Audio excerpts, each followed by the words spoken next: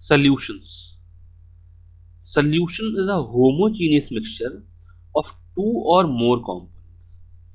Homogeneous से मेरा मतलब ये है थ्रू आउट द सोल्यूशन हम कहीं पर भी देखें तो जो सोल्यूशन का कॉम्पोजिशन है, वहाँ की जो उसकी जो प्रॉपर्टी है, वो सारी की सारी यूनिफॉर्म मिलनी चाहिए।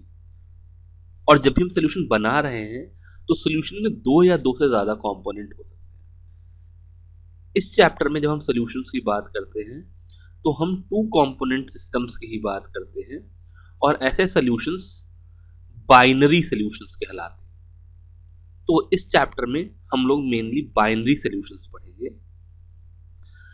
एक सोल्यूशन में टिपिकली दो कंपोनेंट होंगे, सोल्यूट और सॉल्वेंट। सॉल्वेंट ज़्यादातर मेजर कंपोनेंट होता है, और जो सॉल्वेंट की स्टेट है वही सॉल्यूशन की स्टेट होती है। अब depending upon state of solute और स्टेट ऑफ सॉल्वेंट मैं 9 तरह के सॉल्यूशंस बना सकता हूँ।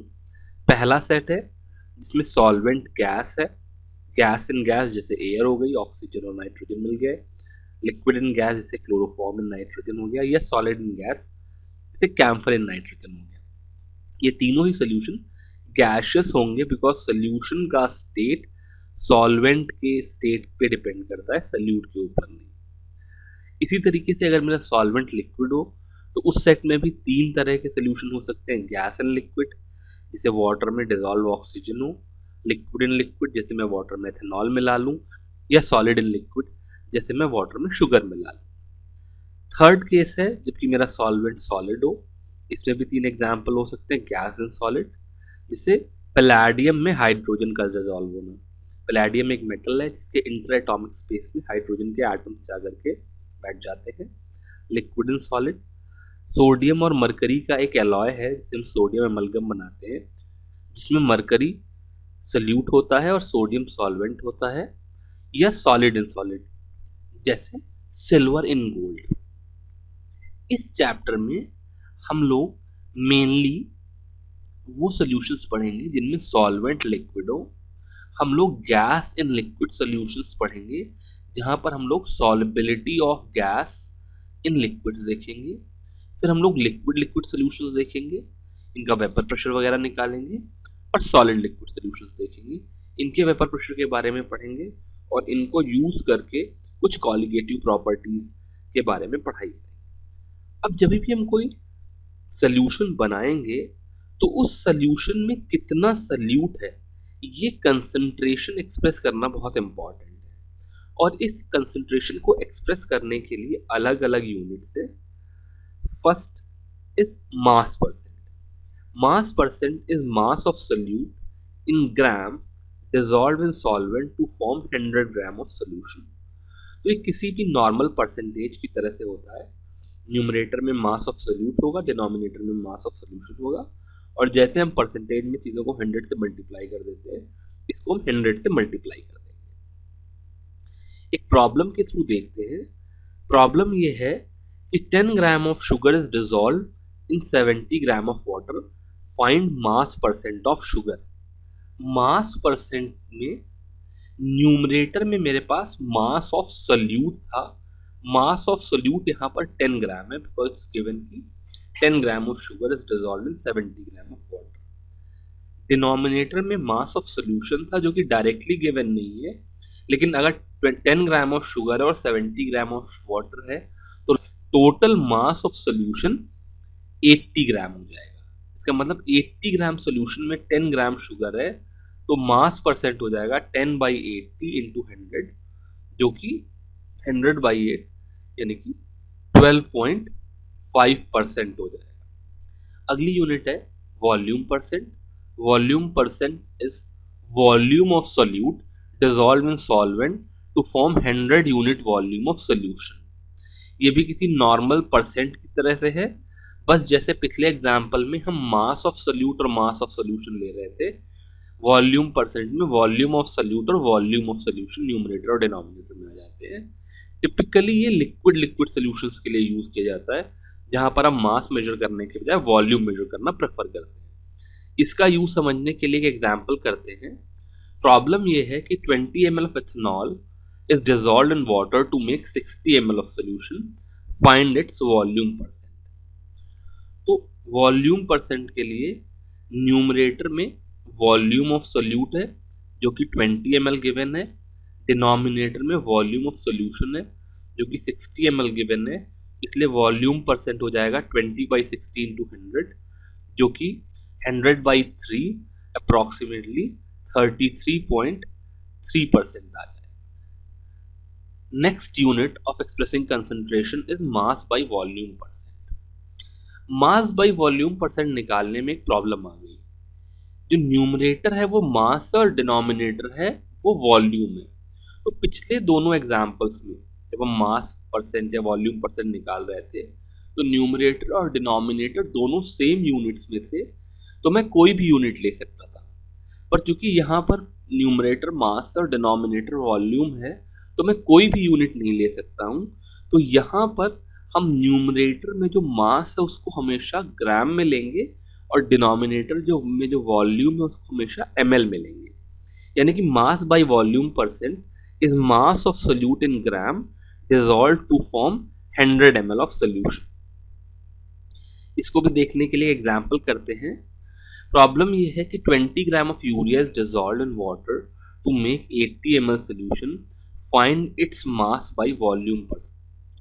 यहाँ पर मास बाय वॉल्यूम परसेंट के लिए मुझे न्यूमरेटर में मास ऑफ सोल्यूट चाहिए जो कि 20 ग्राम है और डिनोमिनेटर में वॉल्यूम ऑफ सोल्यूशन चाहिए जो कि 80 ml है। यहाँ पर फिर से मैं बता दूं कि मास हमेशा ग्राम में लेंगे और वॉल्यूम हमेशा ml में लेंगे और इसको 100 से मल्टीप्लाई कर देंगे बिकॉज ये नॉर्मल की परसेंटेज की तरह से है।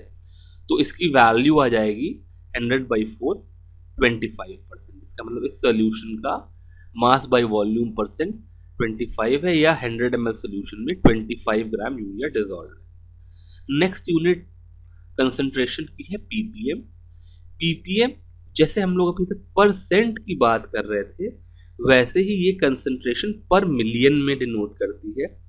पार्ट्स पर मिलियन का मतलब है parts of solute dissolve to form 1 million parts of solution. यहाँ पर पार्ट्स कैन बी ग्राम और मिलीलीटर यानी कि वॉल्यूम और मास दोनों में से कुछ भी हो सकता है।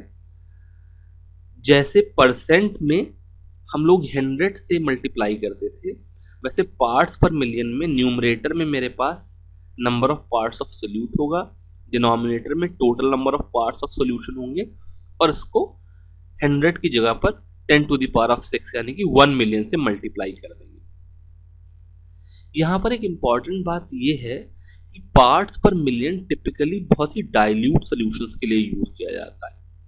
इसका मतलब जो डिनोमिनेटर में total number of parts of solution है ज़्यादातर केसेस में इसकी जगह अगर मैं total number of parts of solvent ले लूँ तो बहुत ज़्यादा एरर नहीं होगा। एग्जाम्पल लेते हैं। प्रॉब्लम यह है कि 1030 gram of sea water contains 6 milligram of oxygen, find dissolved oxygen concentration in parts per million. अब यहाँ पर एक प्रॉब्लम ये आ गई कि जो ऑक्सीजन का मास है वो मिलीग्राम में गिवन है और वाटर का मास ग्राम में गिवन है। जब भी हम कंसंट्रेशन निकाल रहे हैं तो पीपीएम में न्यूमरेटर और डिनोमिनेटर को सेम यूनिट में लेना जरूरी है। तो हम क्या करेंगे, दोनों ही नंबर्स ग्राम में ले लेंगे। इसका मतलब जो पीपीएम में कंसंट्रेशन हो गया वो हो गया पार्ट्स ऑफ ऑक्सीजन जो कि 6 मिलीग्राम है। इसे मैं कन्वर्ट कर लूं तो 6 × 10⁻³ ग्राम हो जाएगा। This is mass of solute. Denominator में मुझे मास ऑफ सोल्यूशन लेना चाहिए था जो कि 1030 ग्राम सॉल्वेंट है और 6 मिलीग्राम ऑक्सीजन है। अब 1030 ग्राम में 6 मिलीग्राम ऐड किया या नहीं किया कोई बहुत ज़्यादा फर्क नहीं पड़ेगा, इसलिए डिनोमिनेटर हम डायरेक्टली मास ऑफ सोल्यूशन की जगह मास ऑफ सॉल्वेंट यूज कर लेंगे, यानी कि डायरेक्टली 1030 ग्राम ले लेंगे और इसको पार्ट्स पर मिलियन करने के लिए 10⁶ से मल्टीप्लाई कर देंगे तो 10⁻³ यहाँ पर 10⁻³ कर देगा। इसको कैंसिल करें तो ये 1.03 हो जाएगा, यानी कि इस सोल्यूशन का जो ppm कंसंट्रेशन है वो 6/1.03 5.8 ppm आ जाए, यानी कि 1 मिलियन पार्ट्स में अप्रोक्सीमेटली 5.8 पार्ट ऑक्सीजन इस सी वाटर में है। अगला कंसंट्रेशन का यूनिट है mole fraction. Mole fraction is ratio of number of moles of given component present in the solution to the total number of moles of all the components. चूंकि यहां पर हम लोग बाइनरी सॉल्यूशंस की बात कर रहे हैं, तो मोल फ्रैक्शन ऑफ सोल्यूट एक ऐसा फ्रैक्शन है जिसमें न्यूमरेटर में मोल्स ऑफ सोल्यूट है और डिनोमिनेटर में टोटल नंबर ऑफ मोल्स हैं। बाइनरी सोल्यूशन में चूंकि सोल्यूट और सॉल्वेंट दो ही कंपोनेंट हैं, तो डिनोमिनेटर में moles of solute plus moles of solvent आ जाएंगे। इसे हम टिपिकली x से डिनोट करते हैं, यानी कि हम लिख सकते हैं कि अगर मैं ith कंपोनेंट का मोल फ्रैक्शन लिख रहा हूं तो xi is equal to ni, जहाँ पे ni is number of moles of ith component upon summation ni। Two component system के लिए x1 की value n1 upon n1 plus n2 हो जाएगी और सिमिलरली x2 की value n2 upon n1 plus n2 हो जाएगी। चूंकि ये दो कंपोनेंट सिस्टम है और x1 और x2 फ्रैक्शंस हैं, तो x1 प्लस x2 की वैल्यू 1 आ जाएगी। इस कंसेप्ट को एक एग्जाम्पल के थ्रू समझने की कोशिश करते हैं। प्रॉब्लम है calculate mole fraction of ethylene glycol in its 20% by mass aqueous solution. तो ये दो कंपोनेंट सिस्टम है, एक कंपोनेंट इथाइलिन ग्लाइकॉल हो गया, दूसरा कंपोनेंट वाटर हो गया। यहां पर कंसंट्रेशन 20% बाई मास दिया गया है, तो अगर मैं टोटल मास 100 ग्राम ले लूं तो इथाइलिन ग्लाइकॉल का मास 20 ग्राम है और वाटर का मास 80 ग्राम है। तो मुझे दोनों चीज़ों के मास मिल गए, मुझे दोनों चीज़ों के मोल चाहिए, उससे मैं मोल फ्रैक्शन निकालूंगा। तो मोल फ्रैक्शन निकालने के लिए इथाइलिन ग्लाइकॉल का मोलर मास निकालना पड़ेगा C2H6O2। तो कार्बन के लिए 12 इंटू 2 प्लस हाइड्रोजन के लिए 6 इंटू 1 और ऑक्सीजन के लिए 2 इंटू 16 करेंगे तो ये सम 62 आ गया। इथाइलिन ग्लाइकॉल का मोलर मास 62 आ गया। वाटर का मोलर मास 18 है, 2 हाइड्रोजन और 16 ऑक्सीजन। तो इसका मतलब मोल्स ऑफ इथाइलिन ग्लाइकॉल 20/62 हो गए, जो कि 0.322 है।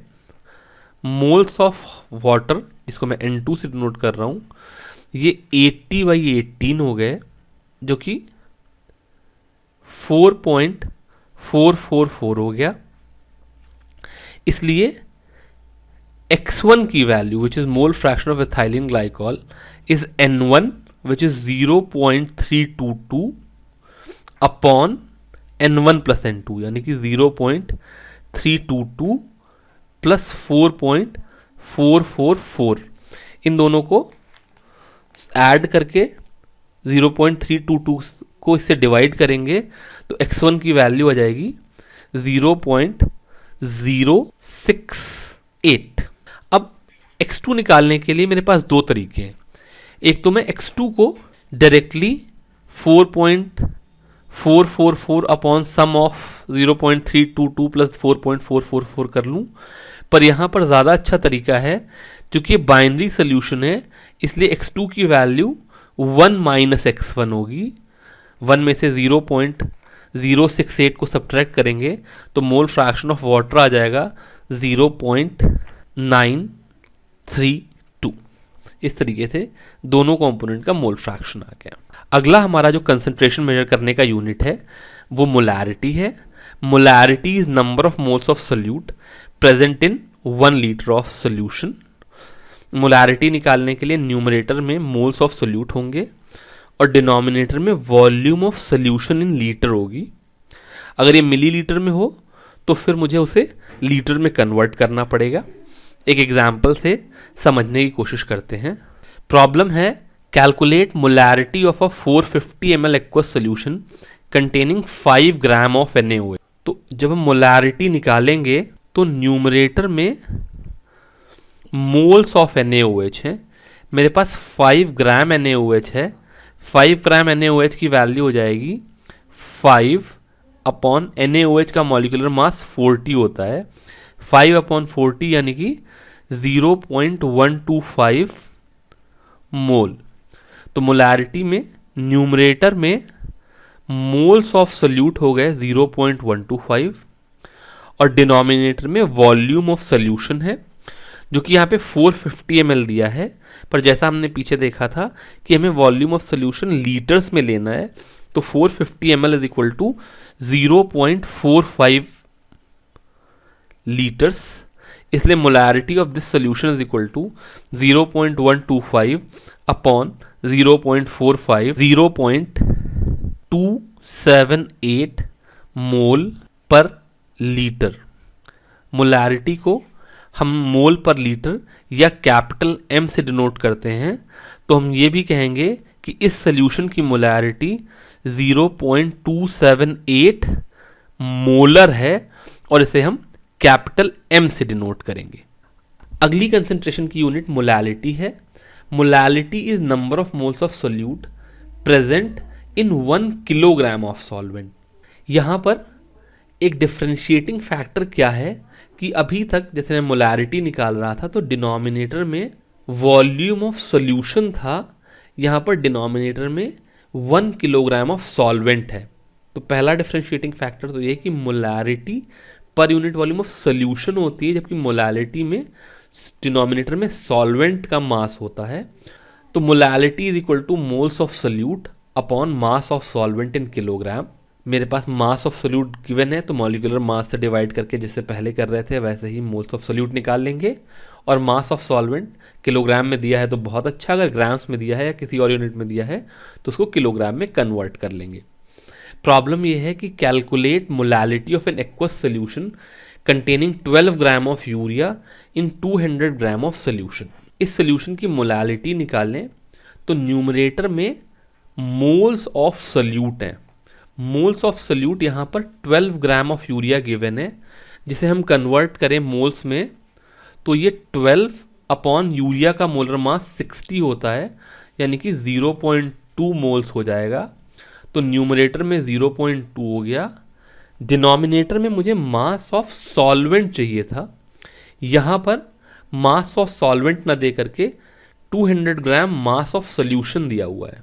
मास ऑफ सोल्यूशन 200 ग्राम है, इसमें 12 ग्राम यूरिया है, तो यहाँ से अगर मैं देखूँ तो सॉल्वेंट का मास 188 ग्राम हो जाएगा, और चूंकि मोलैलिटी में मुझे मास ग्राम में नहीं किलोग्राम में चाहिए होता है तो इसको मैं 0.188 किलोग्राम कर दूंगा।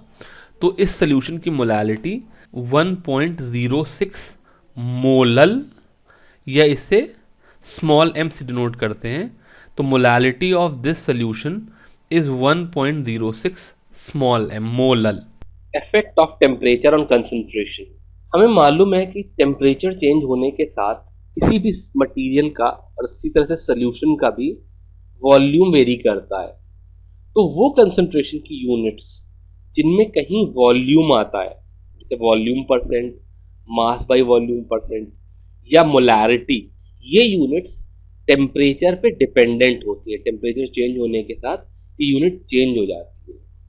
लेकिन अगर हम इसके अलावा जो हमने यूनिट्स पढ़ी जैसे मास परसेंट, मोल फ्रैक्शन, ppm या मोलैलिटी, इन सारे यूनिट्स में कहीं मास या मोल्स है और मास और मोल टेम्परेचर के साथ वेरी नहीं करते, तो इन यूनिट में टेम्परेचर का कोई फर्क नहीं पड़ता है।